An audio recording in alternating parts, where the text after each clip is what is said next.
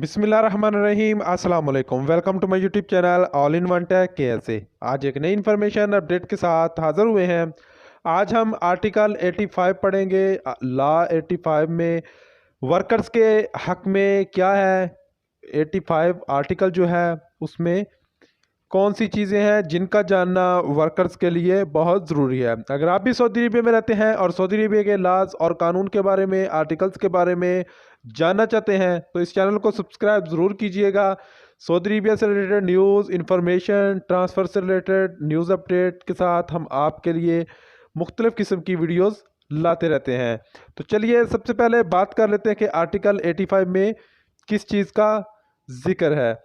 अगर कोई वर्कर किसी भी कंपनी में काम करता है और उसका कॉन्ट्रैक्ट जो है, वर्क परमिट जो है वो ख़त्म हो चुका है और कॉन्ट्रैक्ट ख़त्म होने पर उसने उस कंपनी में रिज़ाइन किया है, कंपनी को लीगल तरीके से छोड़ा है, तो इस सूरत में उस वर्कर का जो एंड ऑफ सर्विस है वो किस हिसाब से कितना बनता है।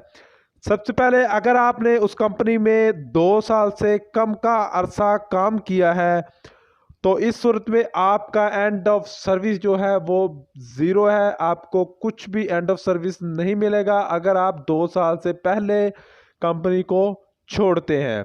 उसके बाद अगर आप कंपनी को 2 साल से लेकर 5 साल तक छोड़ते हैं, यानी कि आपने उस कंपनी में 2 साल से ज़्यादा और 5 साल के कम अरसे में कंपनी में काम किया है, तो इस सूरत में आपको सैलरी का 1/3 हिस्सा मिलेगा।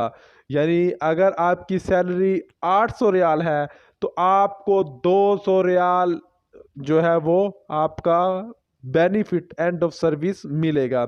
इसी तरह अगर आपने उस कंपनी में 5 साल से लेकर 10 साल के अंदर अंदर काम किया है, यानी 5 साल से ऊपर और 10 साल से नीचे के अरसे काम किया है, तो आपको आपकी सैलरी का 2/3 हिस्सा, यानी अगर आपकी सैलरी 800 है तो आपको हाफ सैलरी मिलेगी, आधी सैलरी आपको एंड ऑफ सर्विस जो है आपका उस हिसाब से मिलेगा।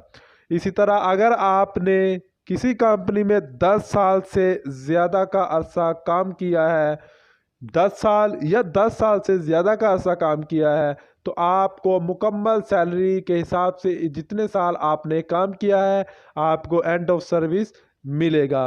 इसमें एक बात नोट कर लीजिएगा, अगर आप किसी कंपनी में आए थे और आपकी स्टार्टिंग सैलरी 1000 रियाल थी या 800 रियाल थी और आपने 10 साल या 10 साल से ज़्यादा का अरसा काम किया है, या आपने 3 साल या 3 साल से ज़्यादा का अरसा काम किया है और जिस टाइम आपने उस कंपनी को छोड़ा, रेजिग्नेशन दिया, कॉन्ट्रैक्ट ख़त्म किया, उस टाइम में आपकी सैलरी ज़्यादा थी, तो आपको एंड ऑफ सर्विस भी आपकी जो लास्ट सैलरी है उस हिसाब से मिलेगा।